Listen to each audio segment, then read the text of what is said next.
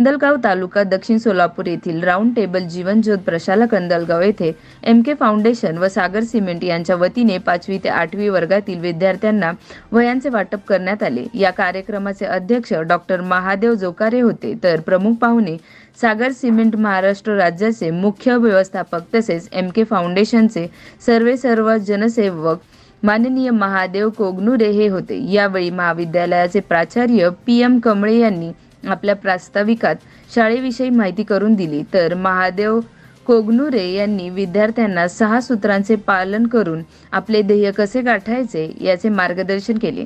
10वी व 12वी परीक्षेत जे विद्यार्थी 90% पेक्षा जास्त मार्क घेऊन उत्तीर्ण होतील अशा गुणवंत विद्यार्थ्यांना MK फाउंडेशनच्या वतीने प्रोत्साहनपर बक्षीस देण्यात येईल असे जाहीर केले। कार्यक्रमाचे सूत्रसंचालन अनिल गावडे यांनी तर आभार प्रदर्शन अरुण गावडे यांनी मानले।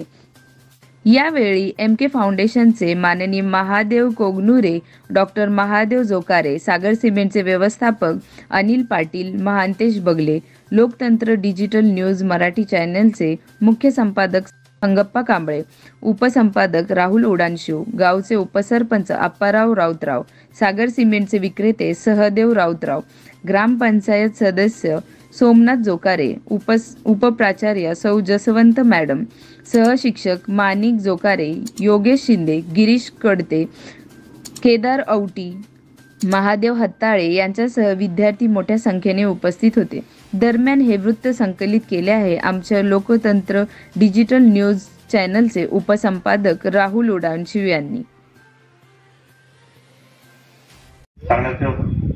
काही आवश्यकता नाही, कारण पुरस्कार एवढे आहेत की मला वाटतं तो पेज प्रिंटिंगचा पेज कोरलेला नाही। आणि आम्ही मगाशी PM कमळे सरांनी सांगितले की कमी वयामध्ये आणि कमी वेळामध्ये एवढी गगन भरारी घेणारे महादेव कोगनुरेजी 1-2 वचनाच्या माध्यमातून मगाशी मंचावर उपस्थित शाळेचे मुख्याध्यापक आदरणीय वीरप्पा कमळे सर, गावचे उपसरपंच माननीय श्री अप्पाराव राऊतराव साहेब आणि ग्रामपंचायत सदस्य सोमनाथ जोकारे साहेब आणि महादेव जोकारे साहेब आणि गावडे सर आणि माझे सागर सिमेंटचे विक्रेते श्री सहदेव राऊत साहेब आणि माझे सागर सिमेंट मधील सहकारी महांतेश बगले, अजित पाटील आणि माझे पत्रकार मित्र संगप्पा कांबळे साहेब, राहुलजी उडानशिव साहेब आणि व्यासपीठावर बहुमान्यवर सर्व उपस्थित सर्व शिक्षक व विद्यार्थी मित्र, सर्वप्रथम सर्व शिक्षकांना, मुख्याध्यापकांना, विद्यार्थ्यांना अभिनंदन करतो। आपल्याला राष्ट्रीय पुरस्कार आदर्श शाळा म्हणून मुंबई येथे पुरस्काराने सन्मानित केला होता।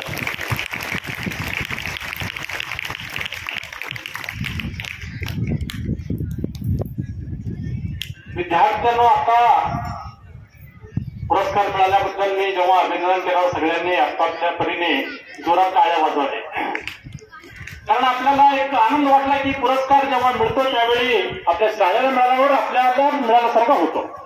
आता आपल्या गावडे सरांनी सांगितले मला पुरस्कार असं सहजासहजी मिळत नाहीये।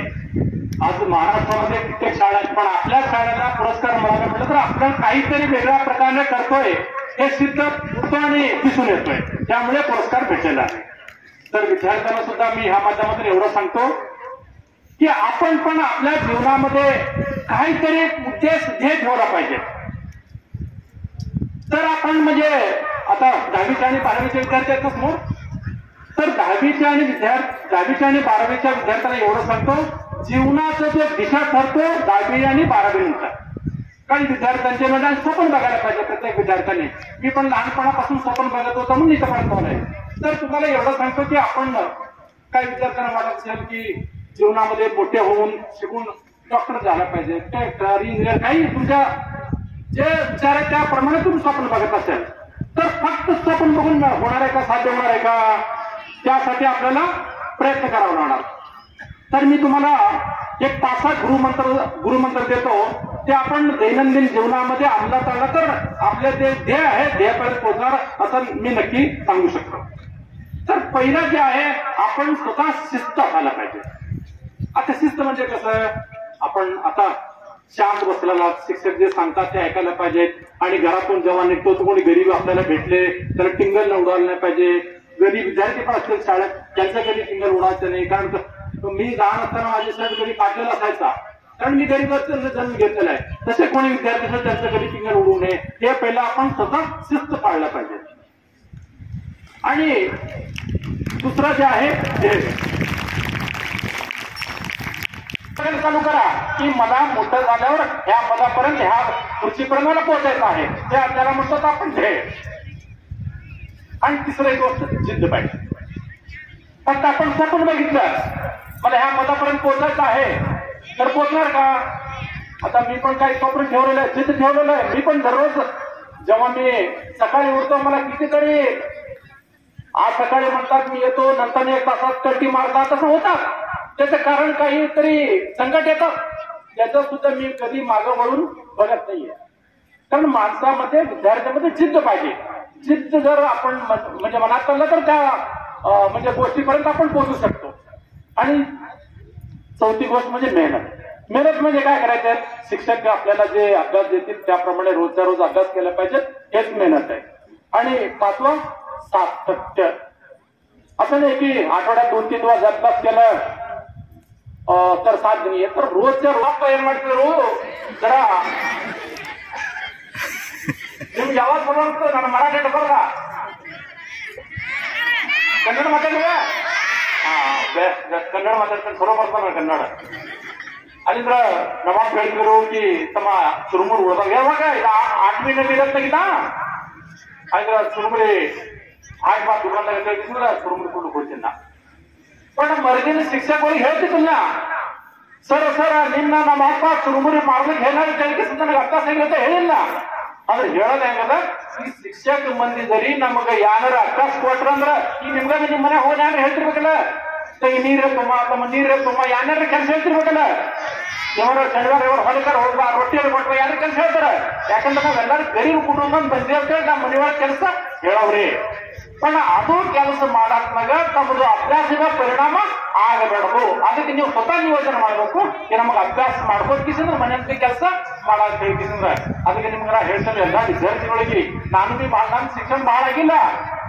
ನಂದು 10वी ಮುಗಿದ 11वी ಹೋದಾಗ ನಮ್ಮ ಅಪ್ಪ ತಿಳ್ಕೊಂಡ್ರು. ನಂದು 11 ನಂತರ ಶಿಕ್ಷಣ ಆಗಿಲ್ಲ. पण ನನ್ನ ಬಳಿ ಒಂದು ಧ್ಯೇಯ ಇತ್ತು, ಏನಂದ್ರೆ ಒಂದು ಸಮಾಜ ಮಾಡಿ ತೋರಿಸ್ಬೇಕಂತ ಹೇಳ್ಕಿಸಿದ್ರೆ ನಮ್ದು ಈ ದಕ್ಷಿಣ ಸೋಲಾಪುರ ಅಕ್ಕಲು ತಾಲೂಕದ ವಿದ್ಯಾರ್ಥಿಗಳು ಬಹಳ ಹುಷಾರ. पण ಅವ್ರಿಗೆ ನೋಡಿ ಅದು ಯಾರಂತಾರಲ್ಲ ಪುಷ್ ಮಾಡೋದು ಜೋರ ಆಗ್ತದ. ಅದ್ರ ನಾನು ನೋಡ್ರಿ ದರ್ ವರ್ಷ ಲಾಕ್ಡೌನ್ ಹೋಗಿ ವಾಟಪ್ ಮಾಡ್ತೀವಿ ನಾವು. पण ಪ್ರತಿಯೊಂದು ಸಾಲಿಗೆ ವಿದ್ಯಾರ್ಥಿಗಳಿಗೆ ಭೇಟಿಯಾಗಿ ಯಾಕೆ ಬರ್ತೀನಪ್ಪ ಅಂದ್ರೆ ನನಗೆ ವಿದ್ಯಾರ್ಥಿ ಸಂಘಟ ಮಾತಾಡೋದು ಭಯಂಕರ ಆನಂದ ಅನಿಸ್ತದೆ. ನಿಮ್ ಬೆಲೆಗೆ ಎಲ್ಲರ ಬೆಲೆ ಒಂದೊಂದು ಕೆಪಾಸಿಟಿ ಯಾವ್ದು ಅದು ಅಮಲ್ದಾಗ ಬರ್ಬೇಕಾಗ್ತದೆ.